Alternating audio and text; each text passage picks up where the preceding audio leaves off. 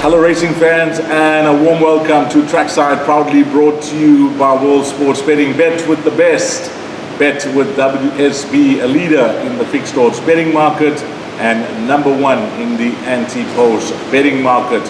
What's happening this weekend? Well, local racing is a double header. On Saturday it's Turpentine and Durbanville, and then on Sunday it's Scottsville.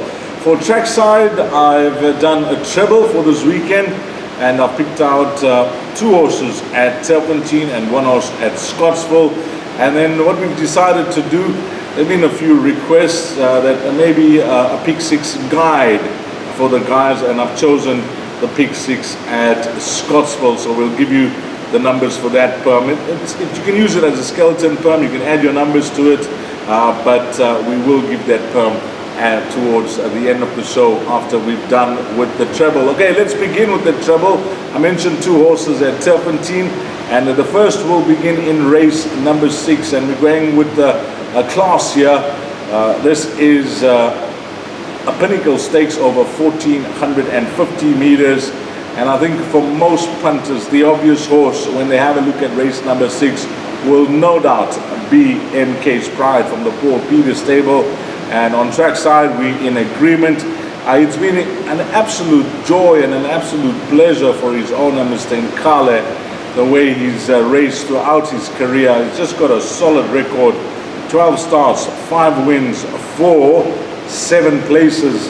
And if he wins this, well, he'll be the next equine millionaire, because he's sitting on just over 945,000 Rand, and that will take him close to being an equine millionaire, because I see the first stake check is 51,000. So MK's Pride, his profile, when you have a look at his race career thus far, it just stands out. He's got scalps of 2 big horses when he's won as well.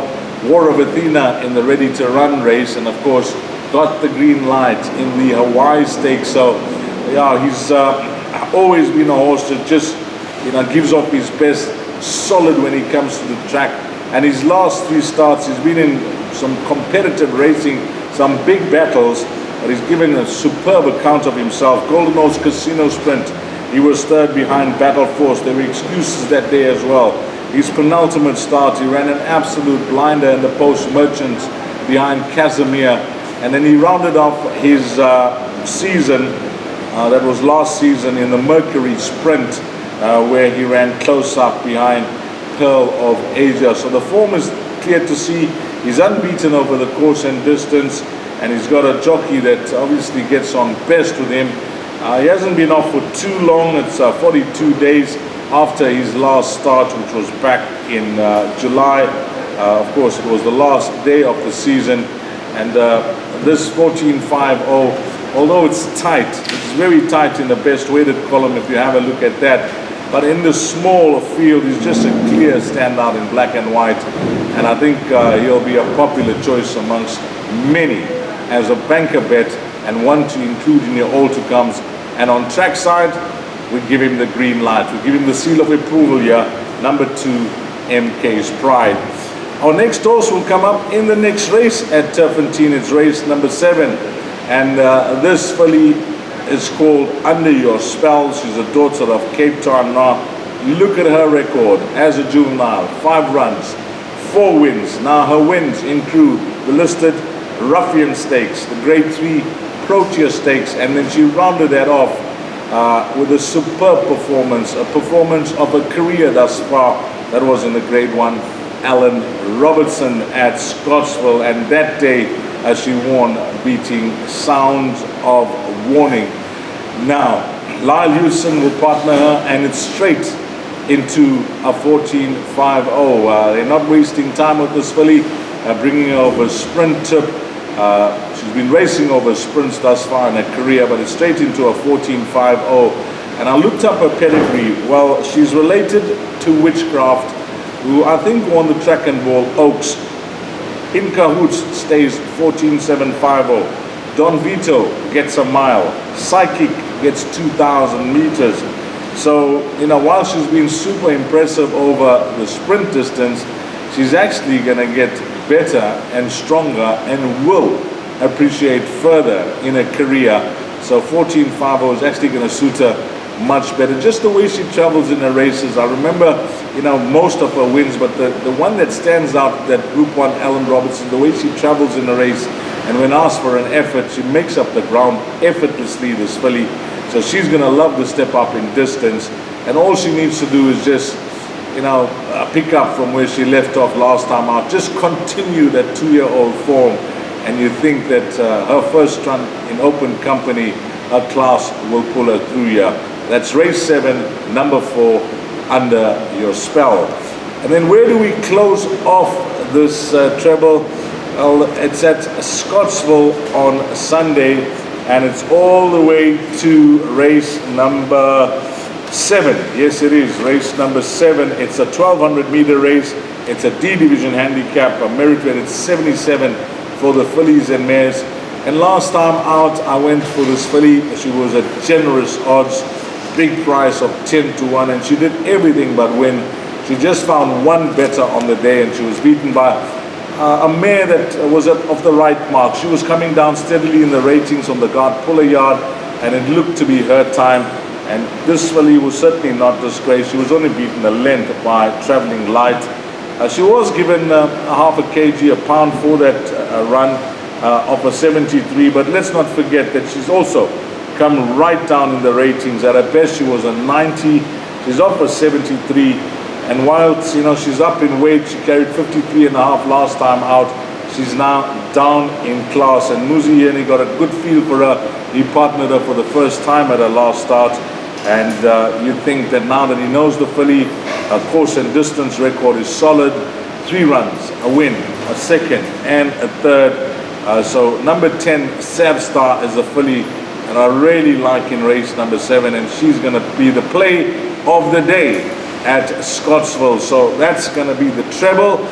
It is race number 6 at Turpentine MK's Pride, race 7 Under Your Spell at Turpentine, and we round that off in race number 7, Savstar. Now I promised, or I told you that we're going to do a pick 6 as well, and that pick 6 I've chosen comes up at Scottsville on Sunday, and it'll be starting in race number 3. So look sharp. You don't want to be caught napping. The time to jot down there will be 13:40, 20-2, and this is how we're going to play the pick 6. Take note, we're going to give you the numbers. This show is recorded earlier, so keep an eye out for scratchings. It could reduce your perm as well. Okay, the first leg of the pick 6 over 1200 meters, I've gone with 2, 4, 5 runners, and I think everything will point to this first timer called Venerable from the stable of Gavin Funzel, because when you have a look at the race runners, the horses that represent some form, there's nothing that jumps out of the page. So we could double up here, because this horse Venerable for the Funzales is priced up at favorite. I had a quick look at the betting before we began this show, and the top one is a first timer. So what I've done in the first leg is I've included 1, 2, 7, 11, and 14. 1, 2, 7, 11, and 14. And the first timer wins, and one of our race runners run second, then we are going to double up in this pick 6. So 1, 2, 7, 11, and 14 will be leg number 1. Leg number 2, I made it a 2-horse race. I know many will be leaning towards Shavut as a possible banker for MJ Odendaal and Marco van Rensburg, but I've included backup, and that's going to be my top choice as well. Number 8, Time Taker. The form line of the last start is looking very good when second behind Love the View, and I just feel that this horse, Time Taker, is now in good form after putting some runs, 4 runs behind him. I think he's a massive danger to horse number 3, Shavut. So we've gone 3 and 8 there in leg number 4. Race number 5, I've included 4 horses, and all this is in numerical order. The value for me is horse number 1, Teichman, but we're going to go Teichman number 1, 3, The Bayou, 5, Love the View, and horse number 9, Walton Hall. So 1, 3, 5, and 9. We then move along to race number 6, and I've included 4 horses here as well. Maiden Sprayer number 1, Horse number 2 is Tango Time. Then we move on to horse number 5, Star Choice. Well, if she races, she did race midweek. She ran a good second behind Another Love. If she does race on a Sunday, I think she has to come into the reckoning with a massive chance. And then horse number 9 I've included as well. Sorry, 1, 2, 5, and 7. And horse number 7 being Kumazi for Snake and Rachel Vinegar.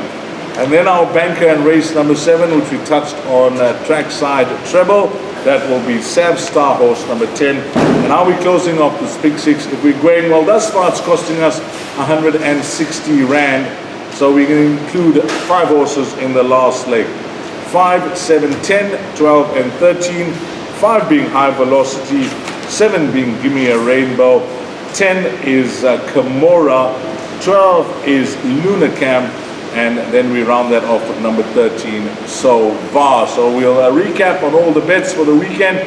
Firstly with the Trackside Treble, race 6, MK's Pride, race 7, Under Your Spell, both at Turpentine, race number 7, Sav Star at Scottsville, and then we got a pick 6 at Scottsville. We're going to recap on those numbers: 1, 2, 7, 11, and 14, by 3 and 8, by 1, 3, 5, and 9, by 1, 2, 5, and 7, by 10 a banker, by 5, 7, 10, 12, and 13, and that spend there will be 800 Rand. Of course, you can play a percentage. And that's a wrap of our weekend show. I wish you all the best.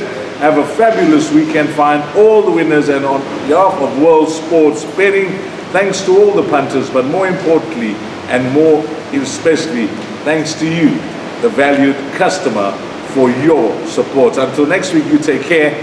Salani Gashle.